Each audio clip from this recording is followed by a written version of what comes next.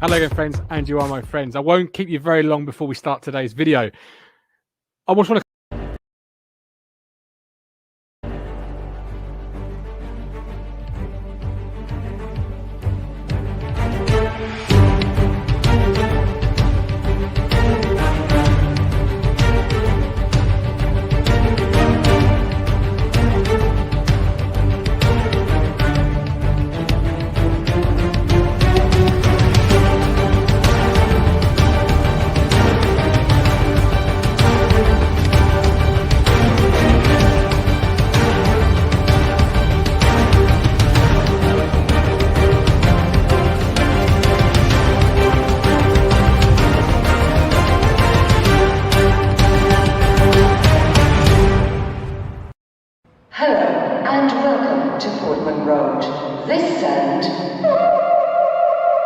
indicates an important announcement. Hello again, my friends, and you are my friends.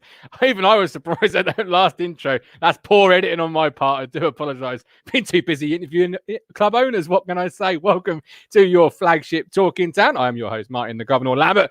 Welcome in. I can see the chat is really busy already, which we would love to see. We have got quite a jam-packed show, considering the football club at the moment is serving up what is effectively cold Portman pies on the football field. Absolute atrocious. Another 0-0. Another game where did we have a shot on target even? If we did, I blinked and I missed it. Guion Edwards there with 2 pieces of fantastic quality. All of that to come. Your contributions, as always, are vital to this show. There will be a live link, of course, incoming to have your say. We've got Colin, the absolute GOAT of Talking Town. He has surpassed the Cruncher for delivering the cold truth, the hard truth. So Cruncher, up your game. We'll take some notes from the GOAT because we've got some clips coming up from him. We've got, what else we've got? Of course, BB reaction, more Burkai Bakai interview reaction. We've got Matt Phillips in the room. Absolutely. Yeah, Graham Brook. Big shout out to Graham Brook for the book. We are trying to get this to number 1 in the Amazon list for football books. It is a great read. We are going to get Kate Riley hooked up with one because we need to get it worldwide. Absolutely fantastic book. And I'm actually going to give away a couple of copies to our monthly contributors on Ko-Fi. So if you have not yet hooked yourself up through our Ko-Fi account, please do so. One of the last chances of this month to win a fantastic book by Graham, and he has signed it as well. Anthony Steele, good evening. Mike Brown, coffee hand. Yeah, I've got coffee. I've got the coffee. It's in the broken mug, the mug of dreams. Good afternoon, Alex. How are you rocking that merchandise? Callie, Bizla, the king. Mike, I got Graham's book back in December. It's now a race to say who got the book first. It wasn't me. I got mine today, I'll be honest. Graham, and of course, as always, Brett has read this book. Mark Steed has read this book, I believe, and several of the Game Changer 20 guys have read it. So you will be in good company. Now, let's bring in our first contributor of the evening. Here's the guy, or afternoon rather. Here's the guy that's got to up his game. But currently, are you corporate or hard truth today, Mr. Cruncher?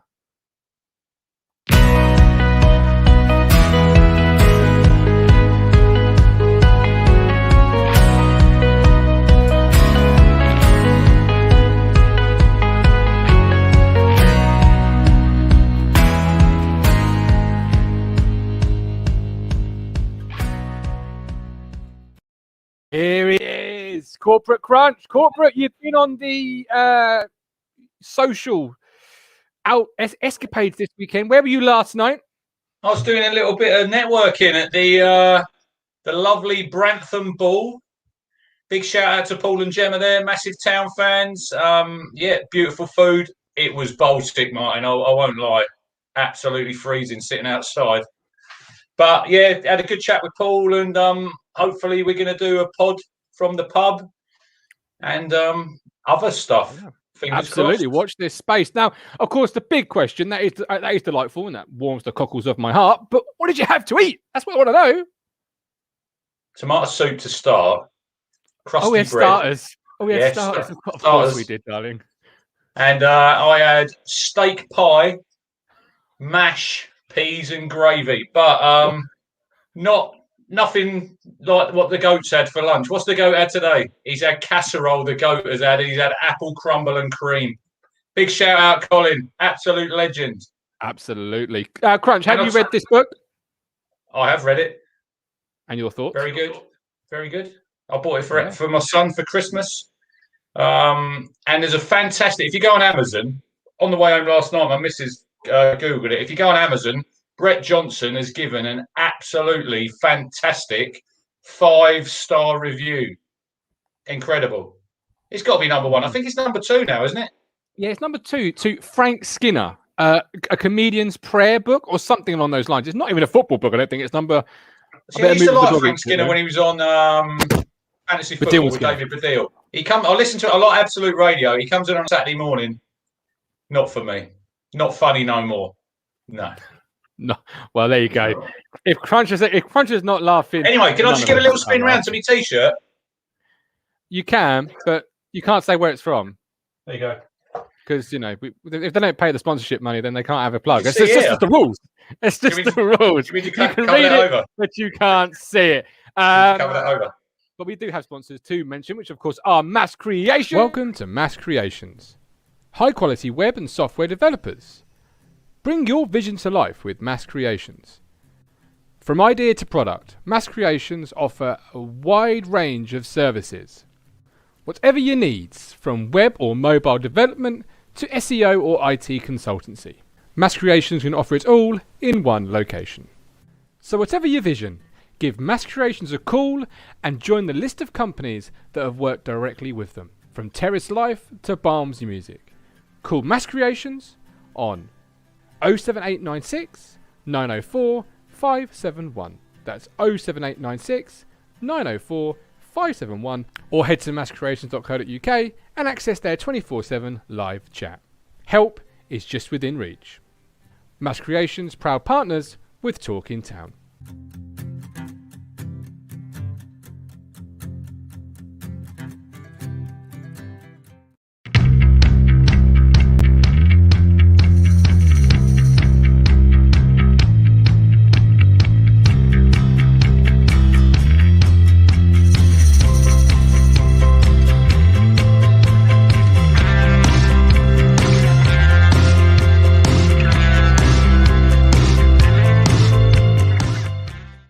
Our media mogul, Matt Phillips. Hold on, I'm just on the phone. Hold on. Yeah. Travel agent. Yeah. Talking Town, we are banked up after our cash for questions. So if we could just book in Barbados for the summer, that'd be lovely. Okay, I've got a show to do. Must go. Ciao. How we doing? Hey, I'm living the high life. I'm styling. I'm profiling. We've gone bank. I know, absolutely crazy. But there we go. How are you, my friend? Yeah, I'm good, thanks. And you are, my friend. And thanks. It's good to know. How did we get through that game yesterday, everybody? I can't even remember any of it. I can remember the set pieces and the Kingdom Bennett. I had a lovely nap. Lovely sleep. I knew you dropped off because you went quiet for about 45 minutes. I had a lovely sleep, and I just woke up in time for the Edwards corner. Oh God. Highlights. All joking aside, that cash for questions, that is going to be a fantastic segment title when I come up with how I'm going to do the cash bit, because it's just a great name, Cash for Questions, with Martin Lambert as your host. But a bit of a Bob Monkhouse, a bit of a Bruce Forsyth, Good game. I fancy that. Didn't he do well? Speaking of didn't do well, we'll come to it a bit later, but Burkai, didn't he do well? Oh, fantastic. I mean, first of all, what a privilege we got chosen for him to come on this show. Shows we're doing something, right? But fantastic. And I think we've had over 2,000 views on it. Brilliant. Even Rich was nervous. I've never known him to be so nervous. Yeah, I was nervous because, like I said, I think nowadays, Matt, you get a lot of people judging us. Look, we've seen some of the comments afterwards, and these people, hang on, when are you interviewing him? You're not, so piss off. Exactly. We'll save that one for the goats. That's coming. In the bin. That's a classic Cruncher line. Right, let's round off our our foursome before we ready, get Matt? into. I'm ready. The absolute dross that was yesterday.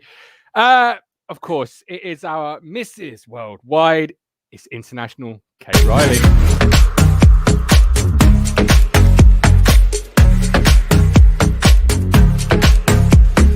But now he's come back into the side and he's made that position his own, and he's really hit a consistent run of form. You asking me? I am. Yeah.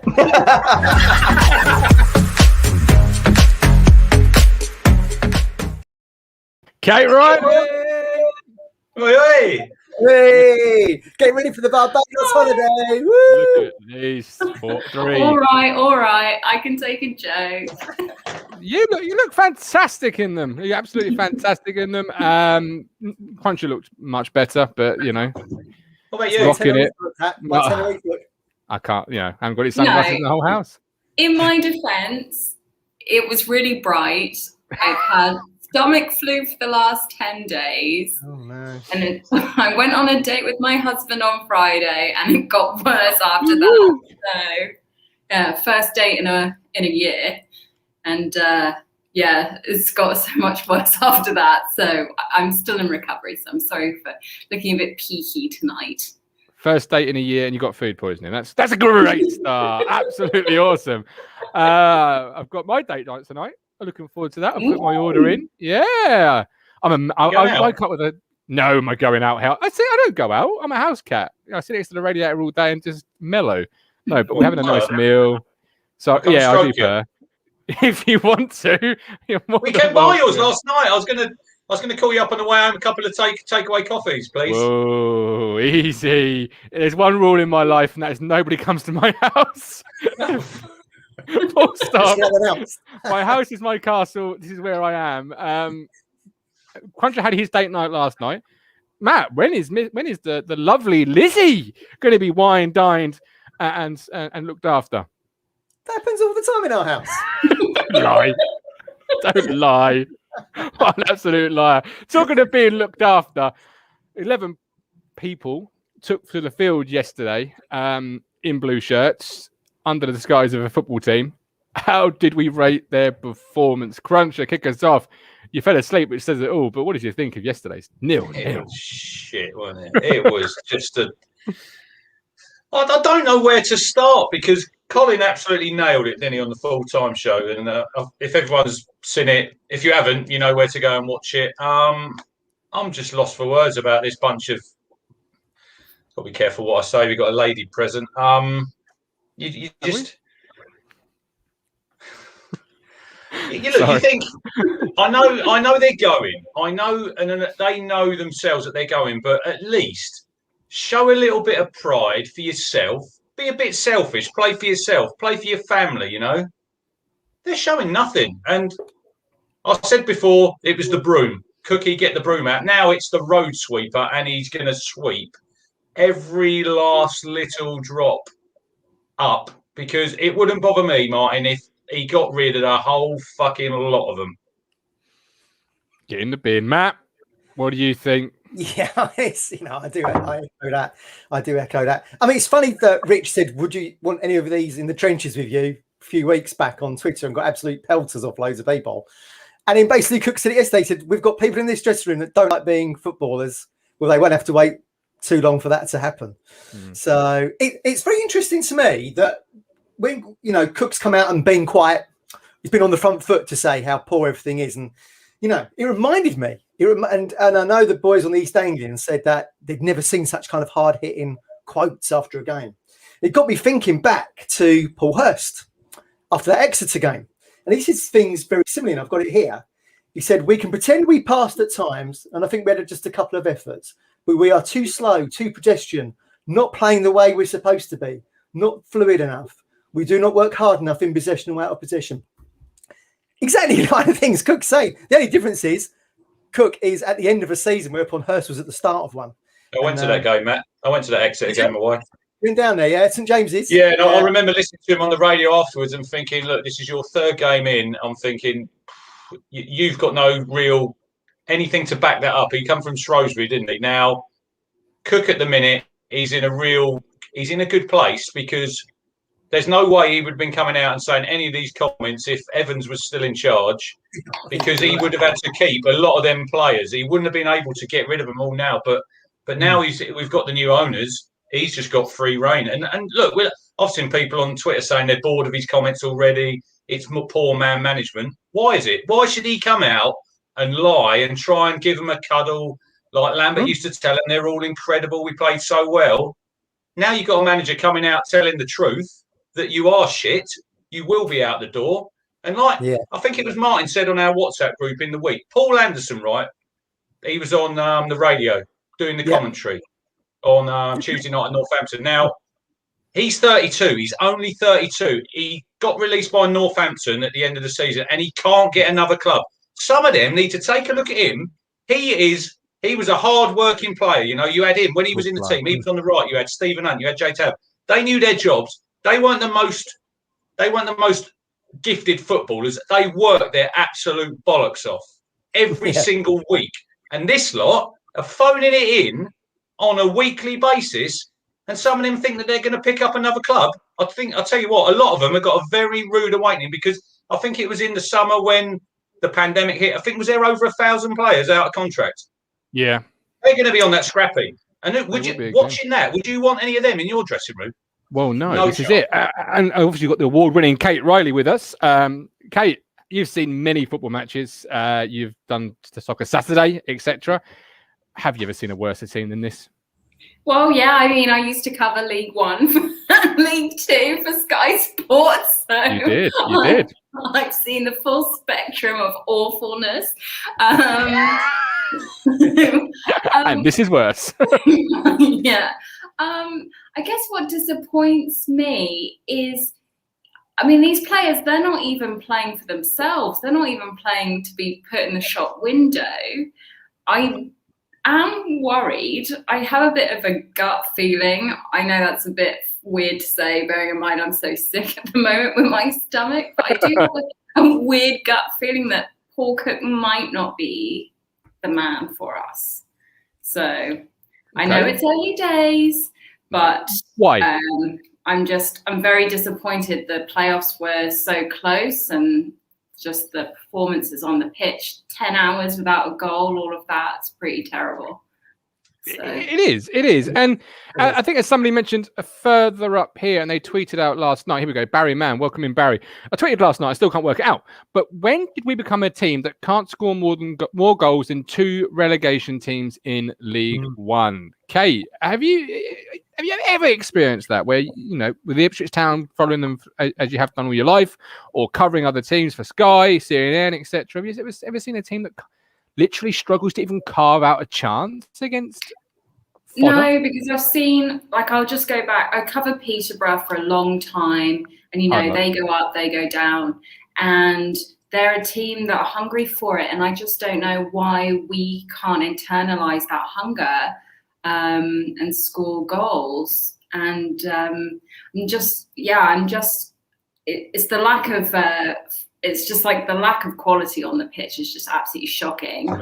But I'm just really disappointed that Paul Cook promised so much, but even he can't work his magic with this lot. So we can't. And I just want to bring it. I don't think you've heard them yet, but I want to just play some of Colin's thoughts from yesterday, and grab your thoughts first, and I'll grab the boys' thoughts second, because I think he kind of nailed how collectively we're all feeling about it. These guys, like Curtis or Jordan or whoever it was, saying a little while ago about, you know, their ego. Where the hell? I don't normally get riled, and I don't want to get riled on here because you're such lovely people. But it's starting to get me riled. Where on earth, like you said a minute ago, Martin, do these bunch of so-called Ipswich Town Football Club professionals get an ego from? I don't understand. You know, I don't know. I'm not going to mention names. Probably one or two of them. I know what happens. Probably one or two of them. They'll go and walk down, you know, outside Isaac's tonight. Well, yeah, I'm so-and-so. I'm so-and-so. Why? Why would you be doing that outside Isaac's tonight? Because I'll tell you something for nothing. I live in Bury, but if I lived in Ipswich and I was in Isaac's tonight with my girlfriend or my wife, I'd certainly tell them in no uncertain terms, stick your ego in the Orwell, because that's where it deserves to be. Because they're actually starting. No, they're actually making people riled now. They're not making people unhappy. They're making people riled. People like George, like Curtis, like Martin, like myself, like Rich, like everybody, right? I said to Rich the other day, and this is no exaggeration, with all the places and the planes and the trains and the petrol and everything, I could have probably, and there's no exaggeration, I could have probably bought another house of what I've spent on Ipswich Town Football Club in my lifetime. Now, do they appreciate me? This lot? I think the answer to that has got two letters, and the first one begins with N. I don't think they care about me. I don't think they care about anybody. And if that is the case, you're not very good people. And I don't care if they listen to this. You know, they've got to start to understand that people like us, 20-odd thousand other people, have paid their wages for the last few years, and they want to start appreciating that, and they want to start pulling that shirt on with pride. I wanted to play it in full because I felt it needed to be aired and given more airtime. Kate, hearing that, you know, stick your ego in the Orwell, such a classic Suffolk phrase. Coming to a T-shirt near you, trust me. What do you make of Colin's thoughts there? I mean, he's not wrong, is he? I admire his passion, and it's just a shame that those players don't have the same kind of passion as Colin to pull on the shirt. I don't know what's wrong with them. I don't know. So what I'm about to say is, I say it with a millennial hat because I'm just a millennial, but I wonder if it's a generational thing. I'm just shocked that players aren't playing with that kind of loyalty, without that kind of pride. Like, aren't they embarrassed? Aren't they absolutely embarrassed? So, but yeah, stick your ego in the Orwell. I love it.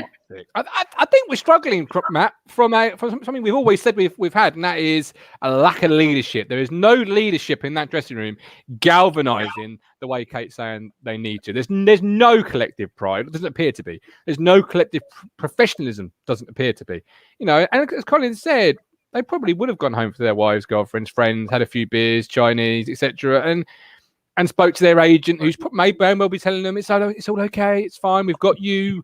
Rochdale hooked up or whatever. Where's the pride, you know? What's your thoughts on Colin there? First of all, I want to know is Isaac's a good night out? Is that a Talking Town clubbing night or something in the future? Is Isaac still open? Yeah. Still going? Yeah, still going. Yeah, that says it all. That's the reaction. But yeah, to answer your question, comfort zone goes back. We've seen it. We've said it on the show previously. It's going back, you know, past Hurst. You know, McGoldrick said it when he left town in the McCarthy era. You know, there was no great pressure to win games. You know, before we come on now, I was watching a bit of that Wolves-Burnley game. Chris Wood scored a first half hat trick. He could barely had a shot at goal when he was on loan with us. 8 appearances, no goals. So I just feel like this culture behind the club is just like, I don't know, it's just like this rancid, horrible culture. And I think what you're watching is even though it's really difficult, it's making the games really boring and rubbish to watch. You're seeing Cook unravel maybe all of that Evans regime, that era. He's unraveling it, and we've just got to put up with it in order for the season to end, and then the new game changer will be game changing for the new season. But if the club's been in a comfort zone and treading water for absolutely donkey's years, and Cook has blown up. Do you remember when we were kids, Rich? Like you used to get those things on Newsround when they have like a building. And they'd like blow it up. Do you remember? Been standing for like 100 years. They'd like blow it up. That is what Cook's doing. He's blowing up the culture at Pullman Road. Needs to happen. Tom James Crunch. Our players would try and stick their egos in there, but they'd probably miss.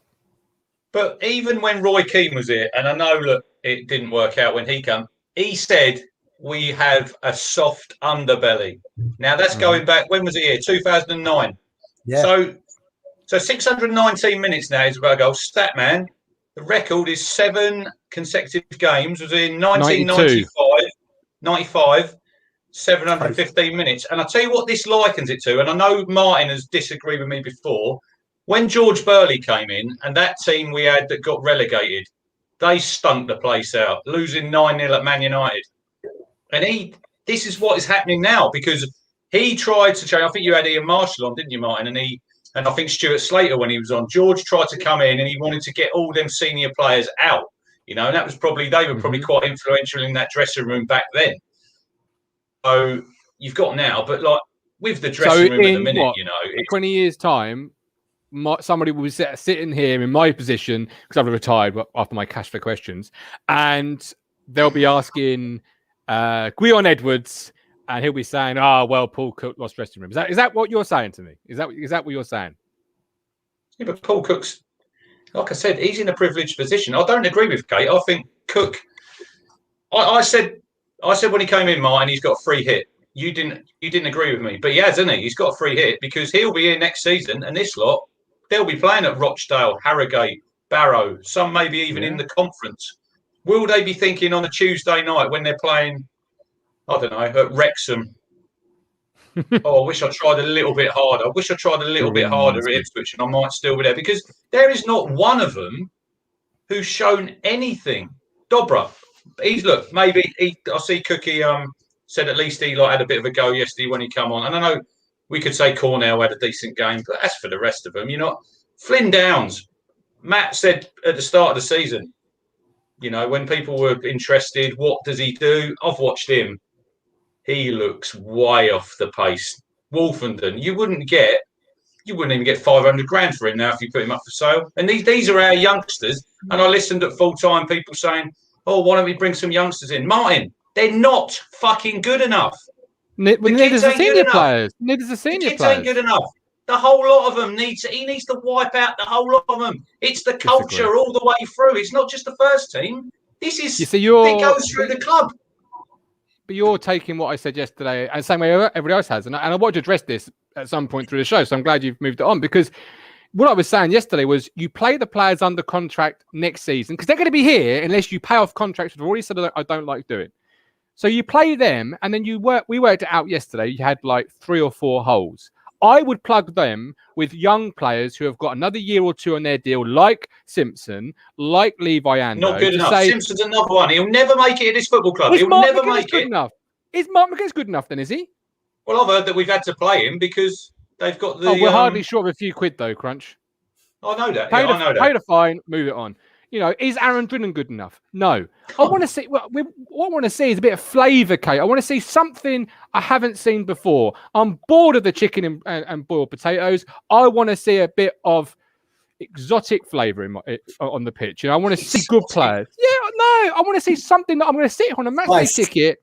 Yeah, I'm going to sit on a matchday ticket and go, right, today's team is like Cornell yesterday. I didn't know what I was going to get out of him. That was at least a little bit of an intriguing storyline that we can wave in.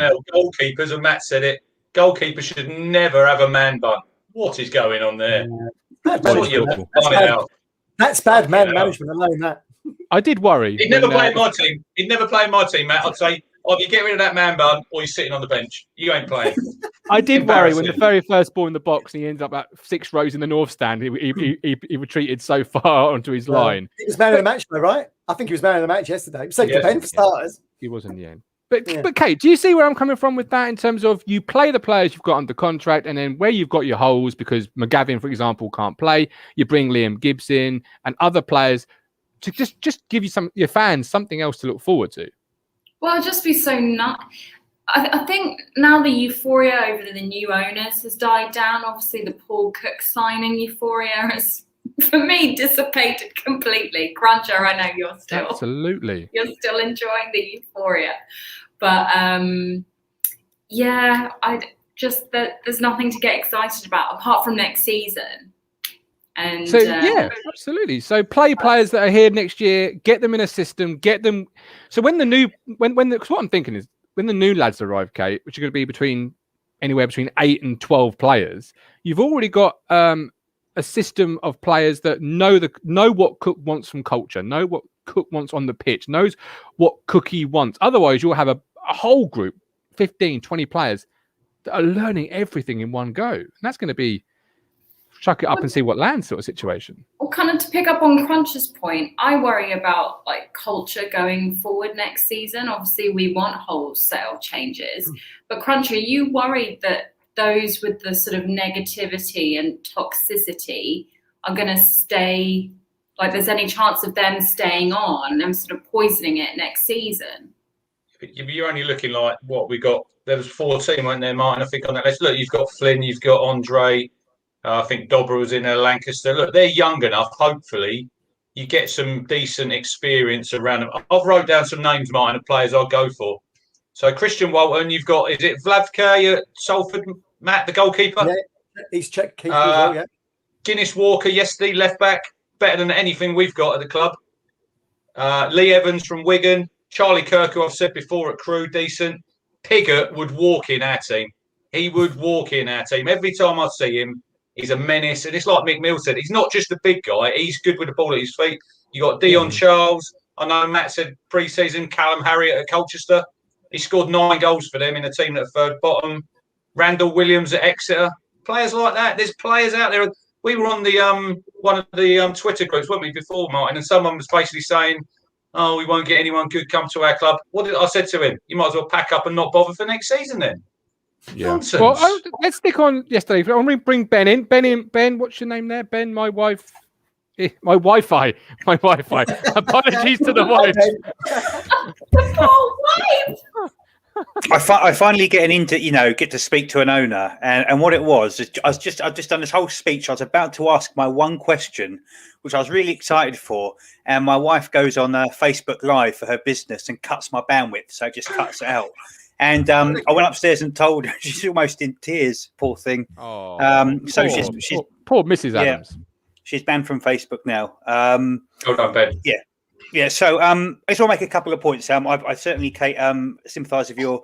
They got a bad stomach. I too went out with my first date with my wife last week, and I had 5 days either on, under, or around, or over the toilet. It was the first time out we've been in months, and I just got food poisoning. I've been out. And there's people having their Sunday lunch watching this. It's 2:05, man. Oh yeah, sorry about that. That's that's on me. That's on me. I was looking back to some of the videos earlier in the season, and I remember I got absolutely destroyed for saying that a lot of these players wouldn't get in the reserve squad at Swindon, and now we're kind of looking at the players thinking, that they're not going to get professional contracts ever again. Would you agree with that? They're not going to walk into any other decent team. I did, No. yeah. I disagree with you, Ben. When you said about Jack Lancaster, I think you were on about going to Swindon, weren't you? Yeah, I'm Jack Lancaster. This is a young boy. I really hoped to come on. This could have been a great season, but since that injury, he's just not been the same player. And I don't. I mean, look at Edwards yesterday. I watched the highlights. Quotes highlights. Edwards. He ain't. What team is he going to walk into? He ain't going to get a job in McDonald's. And if he does, when I'll order my McNuggets for him, I guarantee you, when I go around that window, he'll stick them over my roof rather than in my. He'll miss the target of my window. Absolutely awful. But it is a chance. I think that this is a new club now. This is not just a revolution of players. This is a brand new club in all but name. The only things that are the same really are the ground and the name. From top to bottom, we've done this whole clean sweep, and I do think it's the one positive that we're actually so bad that at least the owners know what is necessitated to become good. I said it last week. I'm really glad that these players haven't rallied, because they'd all be earning new contracts and we get to watch this again for another 2 years. I read a stat yesterday that worried me. This might be wrong, so you guys know more about the stats than me. Hang on. Oh. Where is it? There it is. The views of their own, not the network. They are my own. Only 3 players starting yesterday were out of contract at the end of the season. Is that right? Did I read that right?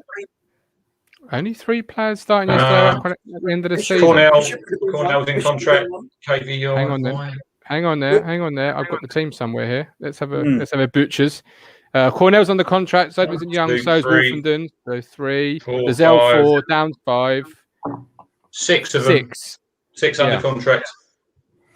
Yeah. So what 6 of them would you start next season in your team? That's my point, right? You go from that 6, and then you add in 4, right? Or 5 young players. That's not going to make the world of difference. It's not going to make you any worse than drawing 0-0 with AFC Wimbledon. Martin, if Andre's in that first 11 on the first day of the season, everyone here is going to be having a fucking meltdown. He won't be. If Cameron Brannigan's being linked already, he won't be. because I've looked at it him. ain't, I've it looked ain't at him. Finn Downs sat on the bench. It ain't Finn Downs putting in 225 his sums. grand. He's rated on the transfer market. 28 appearances, 1 goal, 1 assist, 5 yellows. Look at Cruncher Penning over here. Look at Cruncher Penning over here. Ben, Liverpool. I want to come back to Kate's point about Paul Cook, because this is a team that took Sunderland to the brink twice. At Stadium of Light, a red card did us over. Jack Lancaster should have won that game for us. At home, a red card again for 80-odd minutes. It took one good chance for Charlie White. We took good teams, beat Hull. This is a squad that took good teams to the brink. They now can't get over the line against Wimbledon, Northampton. This is the one, and I echo Kate's point actually, that it's not the fact that everything in this says Cook is the right man, the great pedigree. I love the honesty. We've been crying out for it for a decade, but this is gut feeling, something hidden somewhere down below that it's just not the right fit. Sometimes you can have a great manager and a great team. Well, a great team. You can have a great manager and a lot of potential, and they just don't match. And the thing that's going to undo Cook, it won't be the fact that he's bad or a bad squad. It will be time. It'll be entropy.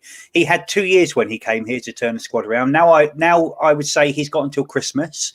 And now a lot of people are saying if he's not absolutely smashing teams within the first 10 games of next season, he's going to be gone because the patience is gone. And that I disagree with that.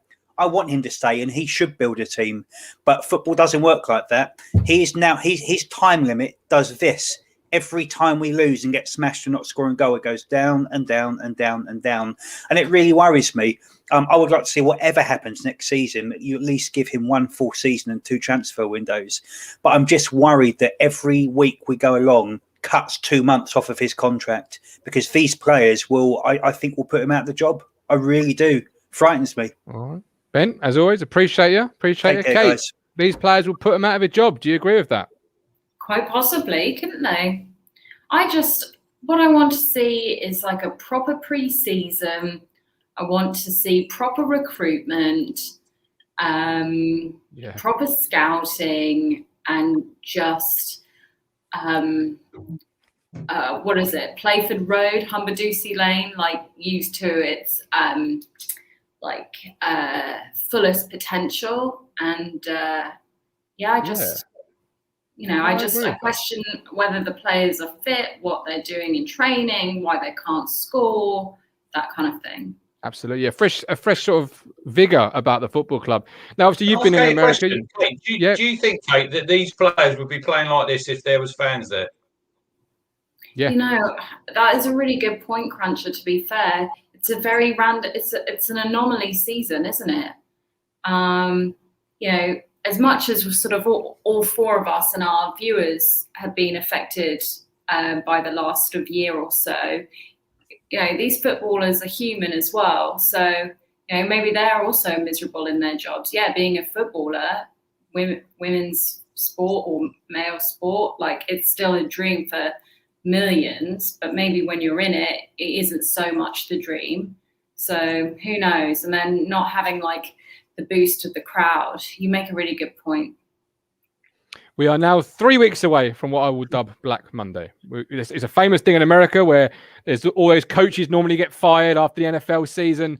Well, 10th of May is 2 days after our last game of the season. It'll be like one day, because it's on the Sunday. Sunday. It's on a Sunday, game. Of course. But even closer. But it'll be like Paul Cook has gone mad, and it'll be players being released left, right, and centre. There'll be so much content. It'll be unbelievable. I think they probably would be planned this way. I think they've just had enough of what they're being told, and they're not responding. And they know they're done. Cook knows they're done, and it's done. Now, obviously, we had BB Berko Bakar on the show Thursday. A lovely exclusive interview there. Matt, 2 exclusives. You tell me. 2 exclusives, yeah. Does anyone know when the last time an Ipswich Town owner came on a live fan podcast and spoke to people? No, never. And took questions from fans. So never. Press the button. Never. Yeah. Never. So, I'll come to this in me go, but fair play to Martin, because you lied to us, really, Martin. You said A exclusive. You provided 2. Sorry. I know, naughty. Right, we've got a clip here from BB, and then we'll grab our thoughts on that interview and what we make of him and what's coming up. What I can tell you is that I don't think it comes as any surprise that there will be a major overhaul, and the manager will be empowered to come up with his team so that he can perform. I mean, we have a manager that have multiple times moved up divisions, and he did it in a way that he won the entire thing without the playoffs, etc. So let's empower him, with whatever it is that he needs, and with the leadership of our CEO, and so that we're not at one of the lowest goal scoring teams in League One. The primary objective of this is, it comes as no surprise, we need to get Ipswich out of where it is currently as soon as possible. It's so unnatural where it is to sit for a European champions to sit on the third division in the mid-table. It can't. Guys, one other thing I want to add, I say this in all humility, because it is so much easier said than done. It's, if it was automatic, a lot of money. And so it's not just everybody asks how much money you're going to throw. If money was the answer, we wouldn't be here to start with anyway, right? I mean, you would argue that it's not the only answer. The good news is we have the resources, but I think it comes with people as well. That's why Mark Ashton is a very key element to this. Hopefully we can bring some expertise from the commercial side of things, the real estate side of things, etc., like you have mentioned, global contacts on football players, etc., that could be a different dimension than what's going on currently. But really, the first job on hand is to get out of here. I mean, get out of League One and get into Championship. And one other thing I would add is there's some what I would consider unrealistic expectations. I mean, I'm looking at social media, seeing some things like, in 3 years we'll be in EPL. I mean, we won't. Yeah, not in 3 years. We're going to the Super League in 3 years, aren't we? Listen, I think Championship is a high quality football. I think it's a decent league with a lot of quality teams and organizations striving for the same goal. Also don't forget about the ones that just dropped down, that armed with the parachute payments, and all they want to do is come right back up. So the goal is absolutely we'll be restless until we get there. I'll tell you what, he is a really engrossing character, and there's several things I've picked out on there. But first of all, they're going to put these, buy them in bulk and put them for the players, the new players. Although the old players current players should probably read them first, because they need to get something about them. But we're going to put these as part of as almost a welcome package, which is just going back to our roots, back to our history. A big thing in America, Kate, is I'm a Bears fan. When you walk into Hallis Hall, you are met with Walter Payton. You are met with George Papa Bear. You are met with all these things that just tell you why you're here, how you're here, and what you're expected from you while you're here. He's listed a number of things there. What's the thing that really jumps out of you? It really sort of makes you excited as a Town fan, because he's engrossing, he's captivating, and he just makes it. Going to Wembley in '99, that should be up there, shouldn't it? Absolutely, yes. Just what it means, even coming down to like what a Suffolk punch is.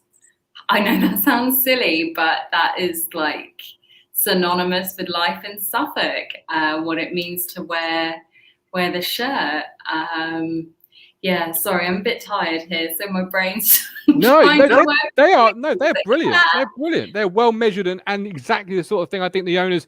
They asked us, "What do you think?" And you suddenly met with that. But those are much better than what I gave on Thursday. Matt, global contacts. Now, I've listened to this interview a few times, because when I'm doing it live, we've got 3 or 4 different screens and tabs on the go at the same time, comments, people saying, can I come on, blah, blah, blah. So I missed some of it, even live. Global contacts, global players. What? Yeah. I mean, the world is a small place now when it comes down to recruiting players, because everything's done online and through data analytics, which Lee O'Neill's just found out about, apparently, if you remember back to last month. But it moves Ipswich Town into a different space. I mean, arguably we used to be in that space, didn't we? comes down to the two Dutch lads, Muren and Tyson, came into Ipswich, two first Dutch players playing. The first player from the Soviet Union, Baltachar, came to Portman Road. You remember when we had Chiavelli, we were scouting in Argentina to bring him over. So we've been in those spaces before. And then, as we alluded to earlier, under the Evans regime, for whatever reason, everyone's been treading water and gone into a comfort zone. So I feel like we're probably going to bring that back. American sport is, American ownership has a global feel to it. And that's what they're going to bring. I mean, bloody hell, we've only been 5-10 minutes into the conversation with Barkay, and he said, well, we'll get Galatasaray over for a pre-season. Absolutely. I mean, Jonas Knudsen, probably the last one I remember them saying they scouted on a scouting base, and the last player I can remember sort of along those lines on the Evans. Yeah. Crunch. You're Mr. Excitement. You're Mr. Ipswich Town. You love the club. You must have gone away from that interview just absolutely buzzing.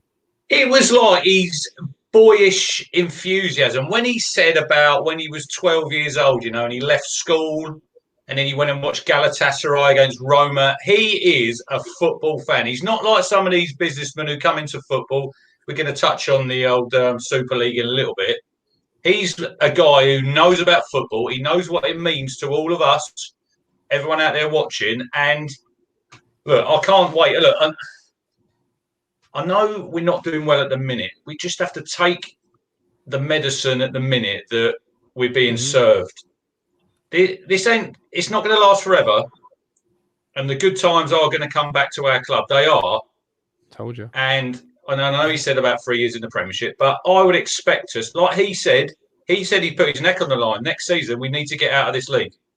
And I totally agree with him. And yes, Paul Cook's going to be under pressure, but we at least should be a decent championship team.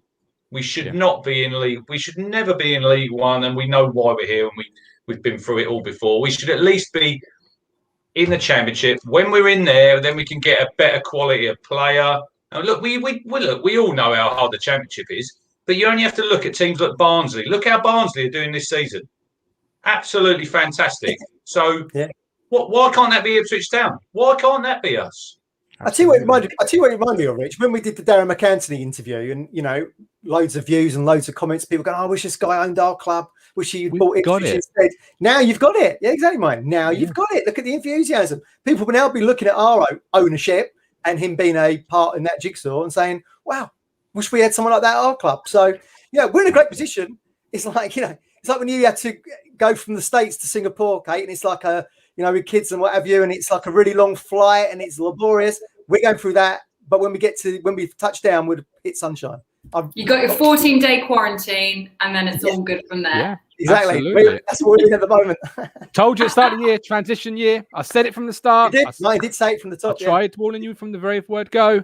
I'm really excited. And as somebody says recently in the chat, Jem, welcome in, Jem. No scouting has happened because there was never any real kitty under Evans. Kate, perhaps Paul Cook is or not, isn't the right man, but he said this manager will, several things he said, but this, will be given everything at our disposal, will be given everything he needs. A lot of positive language there, just saying, look, we're ambitious. We're not going to be here competing with clubs to buy players. If we want said player, we're going to kind of get him. Because if that's the manager says he needs him, he'll have everything he needs at his disposal. How exciting as a fan. Well, yeah, but all you had to do was listen to BB talk to you guys for all of about 3 minutes. And you want to be friends with the guy. You want to be working with the guy. You want to be reporting to the guy. So any manager like Cook is in a really privileged position to be working with owners like that. Owners who are enthusiastic, who are football people, who live and breathe football, who understand our gripes, who understand that League One isn't where we need to be. I just hope that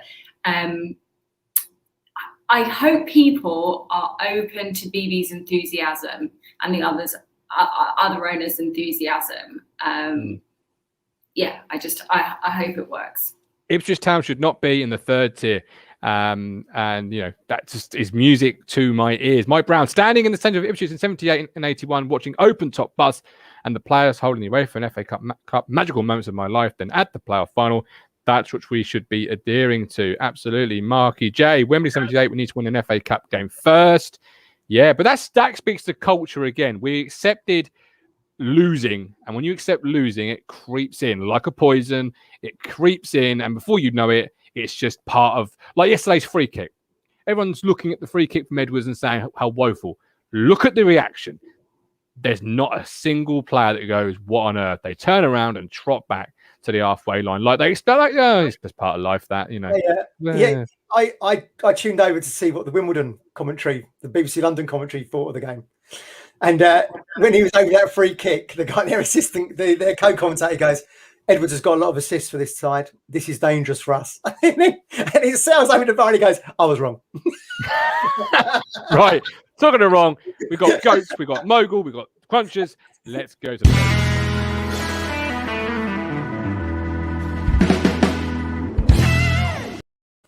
Okay, have a think about something that might have peed you off this week. We'll start with Cruncher. Have you got the clip? Which one, my friend? The one from Bouquet when we're talking about the Super League, and he's sort of.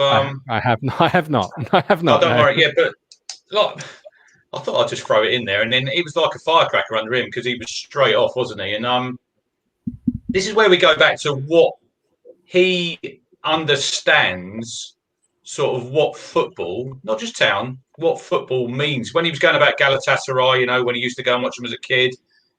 And then when this all broke, you think these owners, they had no consideration, did they, for the fans, for the players, for the managers. It all comes down to greed, doesn't it? And now they're all backtracking. You see them coming out. I think John Henry at Liverpool giving their little grovelling apology. And you think... Son, life over 50 ad. What were you ever thinking about in the first place to ever think that this was a good idea?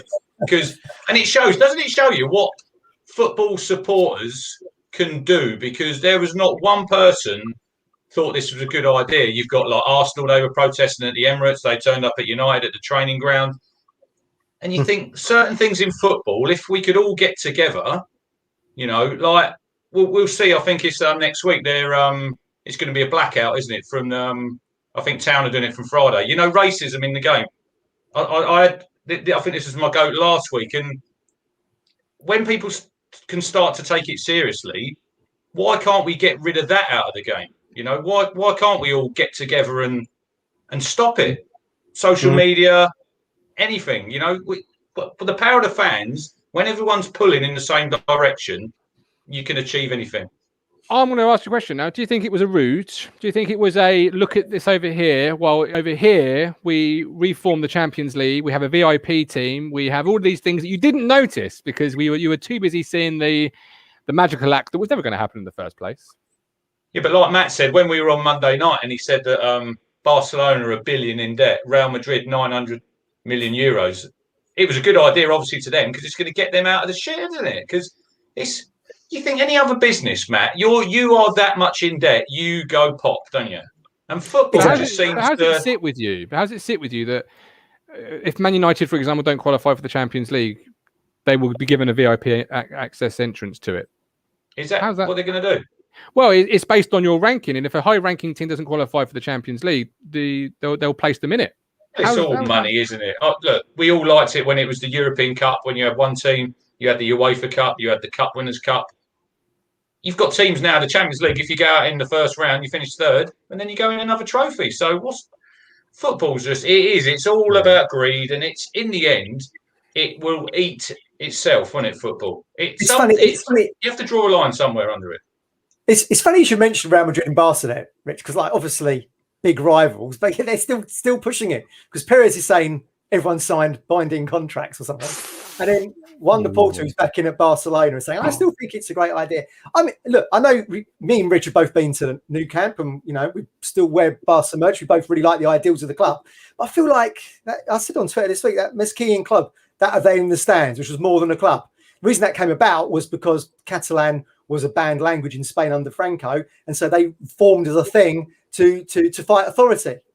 But that's just out the window now. Because they're just, you know, all their ideals, I feel, went out the window to try and pay off this €1 billion euro debt, which have got, you know, they're still paying off players they bought in 2017. It's like absolutely ludicrous. Do you think Messi? Look, Messi is a fantastic player, probably the best player I've ever seen live. He's absolutely killed Barcelona.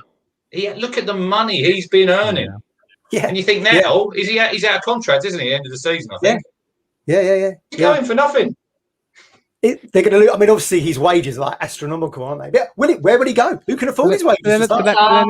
Yeah, guitar. There you go. Yeah, but then surely Messi's sort of merchandise, etc., probably counteracts a lot of that. He sells a lot of shirts, etc. I still remember, and I still hark for the days of Champions League football being the champions of the division. I agree. Number one, Yeah, it's definitely. the Champions League, not a fourth place league. Anyway, Matt, what's your go? Well, I feel like I should probably put on my them boiler suits and them sort of big red wellies people wear when they go down a sewer. Because I'm going into the den of rats. That is those. Oh no.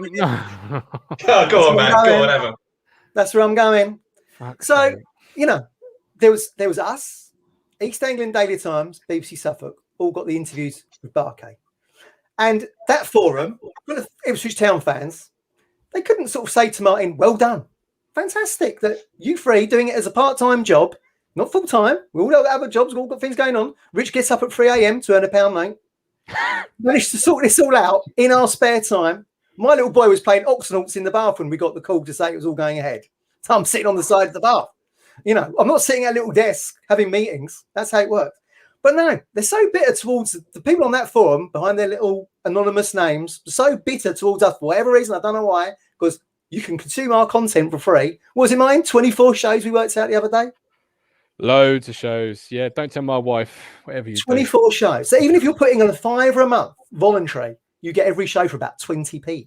So you watch this show for like 20p. I just felt like, people rejoicing that East Anglia Daily Times beat us to the punch and getting steamrolling all their content out, which was no surprise to us because we knew they were ahead of us in the queue for the interviews.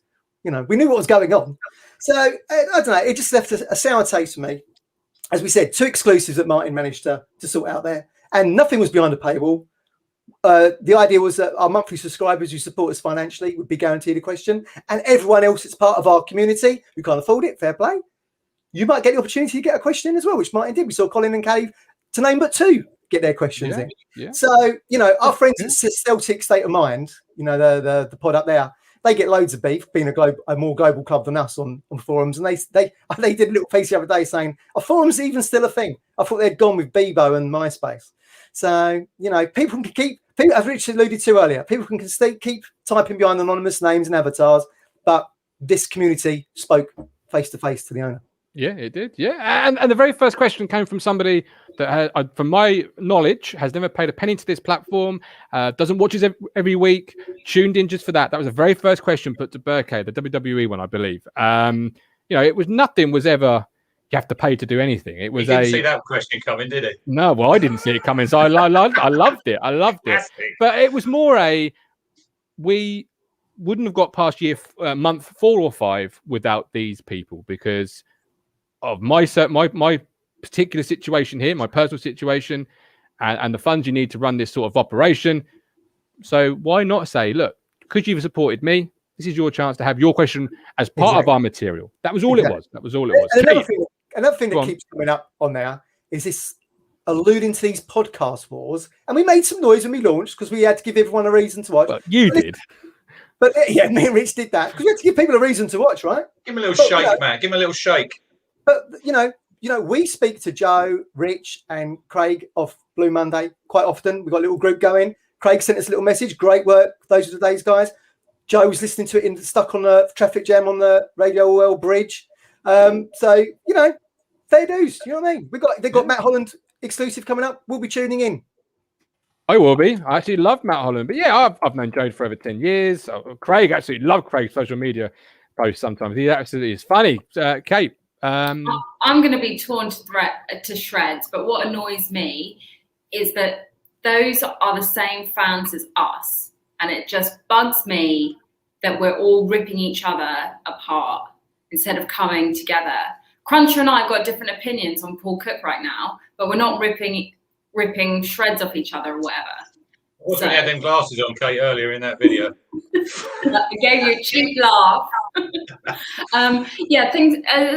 Okay, so what's got my go? I was just checking my phone there because Cruncher and I were texting in the week, and I alerted him to a tweet by an Ipswich Town player. Oh no, where is it?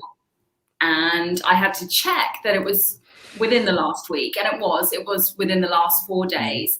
And I am sick and tired of Ipswich players baiting Town fans when they play terribly or are injured. They bait us. Meanwhile, our owners come on and are just the most accessible, nicest, respectful to the fans.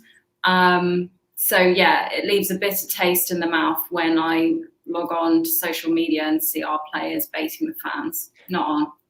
One of Paul Cook's very first interviews, Kate, he said about you have to be professional to be a football player. Do you think said player is going to be here next year? I'll flip off, will you? All right, it'll be anything I want to make him at the moment. Until he starts winning football matches, he can be any. It'll be Scottish in the same vein as the last great manager we had before him. George Burley. Nay, normal. Kate, professionalism. Is said player professional enough to be here next year on the Paul Cook, do you think? No. Nice. I like that. Short, sweet, to the point. No, I think that's perfect. Perfect. Right, here we go. Media moment.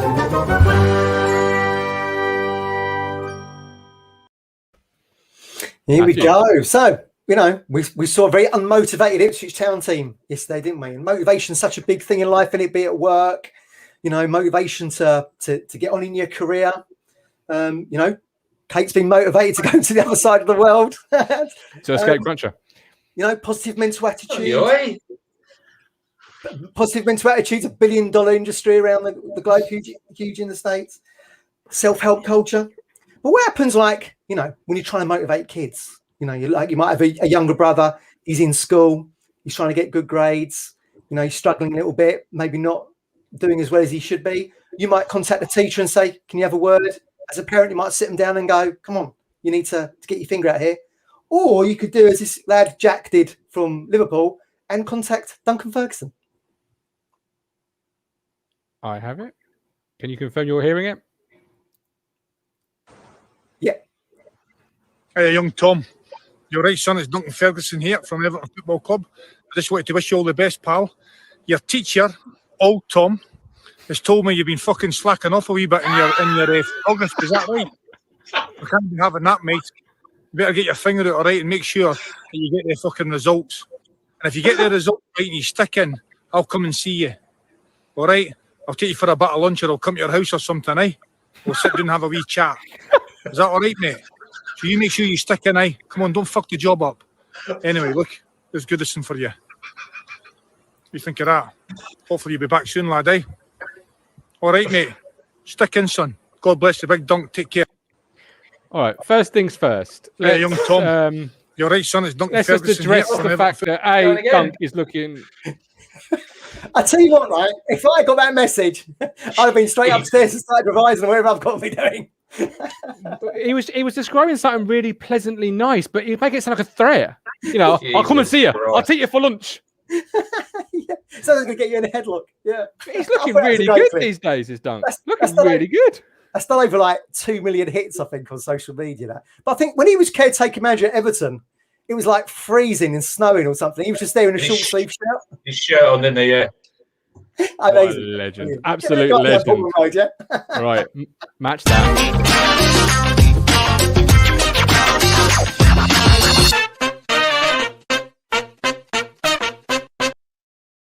Can you match it? Can you beat it? I can't match that. Look, I didn't really have anything, and I was just sort of looking around. Matt's a big Cubs fan, aren't you? Major League Baseball.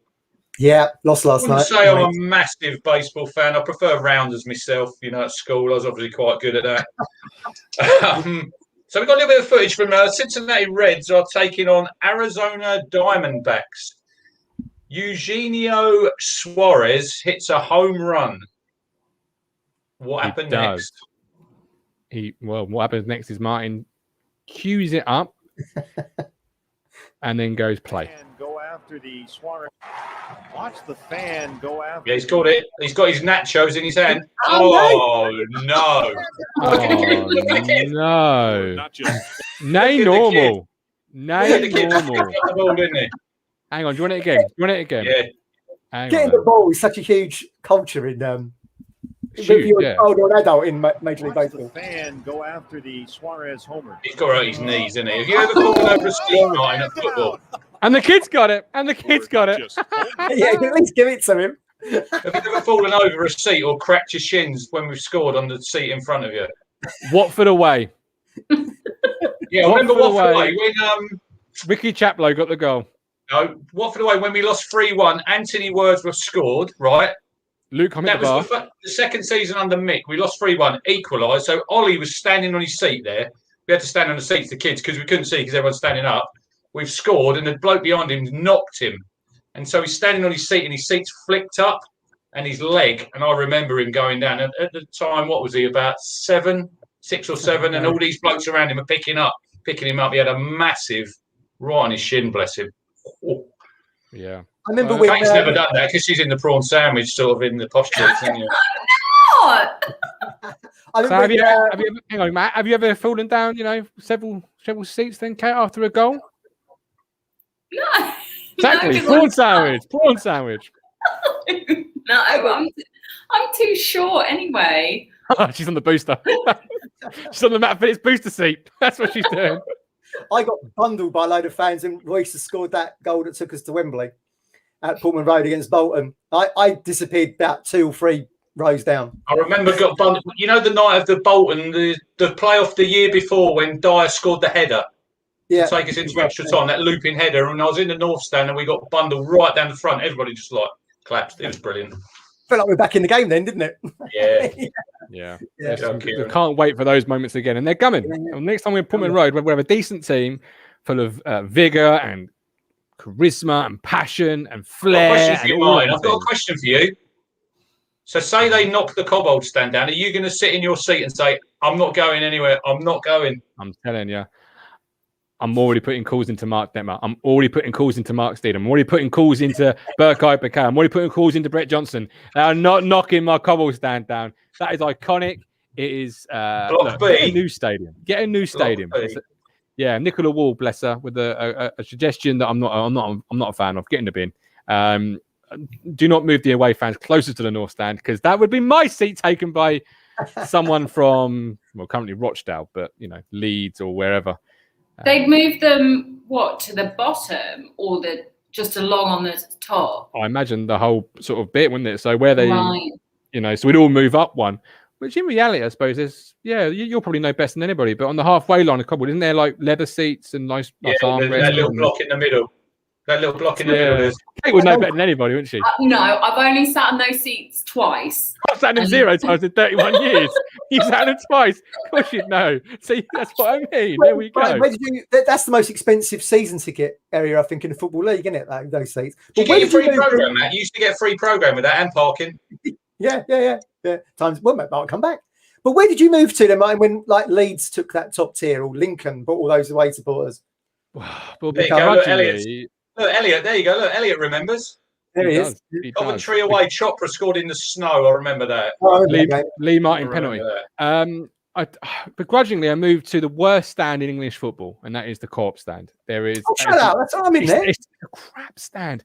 You literally you sat like this. Your legs are on. You got your heels underneath your ears, right? Yeah. You've got to be a gymnast to get in the seat. You can't see either corner because you've got heads all along in the way because it's just a terribly designed stand. You got to go front row, top tier like me. It's woeful, woeful. Really good. Shout out the Pioneer. No, it's a woeful stand. And then if you want to sit behind the goal, you get a crap view. Look, Yeah. Cobble stand is the mecca of all stands in English football. Can't be swayed, can't be beaten. My little bit is I want to give a shout out, not that he's watching probably, to Tom Jones. He's got a new album out, and I actually love his song "One More Cup of Coffee." After so many years, how can somebody sound so good still? It's like how? It's like what, 40, 50-year career? It's 80 odd now, isn't it? I know. 41 albums. And it's an incredible Do you song. reckon Ghost Station will be sounding like that, Martin, when they're in their 80s? They don't sound like it now, let alone in their 80s. We're 40 albums behind. Ghost Station Kate is Matt's band. If you're not that you'd know, but don't feel upset because nobody knows it. Search on YouTube. It's, as Mark Stanley said, it's not unusual. But what is usual is Ipswich Town drawing a game of 0-0. Right, we're done. We're dusted. Kate, What Matt, did I Rich, say? Didn't I say, Kate? What did I say, Kate? Burkay. He should have played up front yesterday. I told him. Laugh out loud funny, you. He would not have done any worse than Hawkins. Kate, don't encourage him, Kate. Sorry.